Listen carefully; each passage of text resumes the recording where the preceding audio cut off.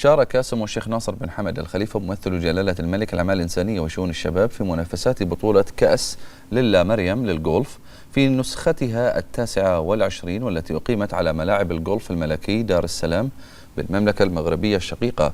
والتقى سمو الشيخ ناصر بن حمد مع صاحب السمو الملكي الأمير مولاي رشيد رئيس الجامعة الملكية المغربية للجولف، حيث دار بين سموهما حديث ودي حول منافسات بطولة كأس للا مريم للجولف، والتي أقيمت تزامنا مع النسخة 50 لجائزة الحسن الثاني للجولف.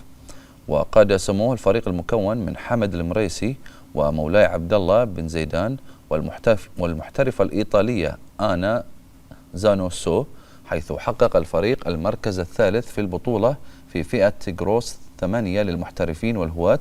وأكد سمو الشيخ ناصر بن حمد أن بطولة كأس للا مريم نجحت في ترسيخ مكانتها كأحد البطولات المتميزة في رياضة الجولف، مشيدا بالمستوى الفني الذي شهدته المنافسات والحضور الدولي المميز في البطولة.